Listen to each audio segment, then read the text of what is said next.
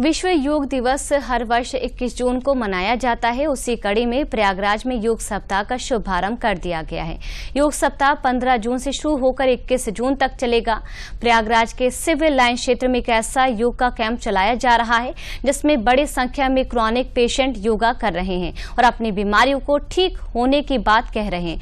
इस मौके पर योग प्रशिक्षक डॉक्टर दीप्ति योगेश्वर ने कहा कि देश के प्रधानमंत्री ने जो योग के लिए देश को प्रेरित किया है आज पूरे विश्व में शुरू कर दिया गया है। आज हमारे लिए योग बहुत जरूरी है जिससे बड़ी बड़ी बीमारियां हम ठीक कर सकते हैं। योग शरीर के लिए, स्वास्थ्य के लिए, मानसिक लाभ के लिए बहुत ही लाभदायक है। योग के अभ्यास से हम लोग दिन प्रतिदिन अपनी समस्याओं से, बीमारियों से उबर के बाहर आते हैं, शरीर को स्वस्थ रखते हैं।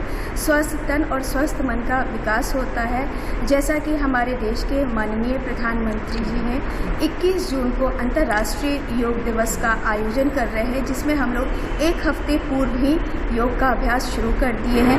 युवा जितने भी हैं उनको योग के लिए इसलिए बोलूँगा क्योंकि लोग सब जिम भागते हैं और भी जितनी एक्टिविटीज़ है स्पोर्ट्स की, लेकिन योग की तरफ नहीं आते हैं क्योंकि वो सिर्फ बाहर से फिट रहना चाहते हैं। योग इस अंदर से सांस और मेंटल जितना भी प्रेशर, जितनी भी चीज़ें हो रही हैं, ये सब यही जो भी बाहर एक्टिविटीज़ हो रही है योग में आए, ध्यान करें, अपने सांस पे काबू पाएं और मेंटली जितना भी प्रेशर हो रहा है उनके पास वो सब योग से शांत हो जाता है। मैं योग काफ़ी समय से करता चला आ रहा हूँ, लेकिन प्रारंभ से ही लगभग युवावस्था से ही मेरी स्पाइन इंजरी हो गई थी और डॉक्टरों ने कंप्लीट फ्रंट बेंडिंग या किसी भी तरीके की बेंडिंग या ज़मीन में बैठना मना कर दिया था।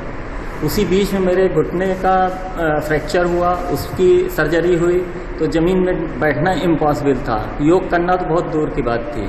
लेकिन जब मैं योग से जुड़ा तो धीरे धीरे जो प्रैक्टिस अभ्यास करते करते ये पोजीशन हो गई कि आज कोई भी योग का ऐसा आसन नहीं है जो मैं नहीं कर सकता हूँ। एक स्वस्थ व्यक्ति जितनी देर तक पद्मासन या वज्रासन में बैठ सकता, उससे ज़्यादा समय तक मैं बैठ सकता हूँ।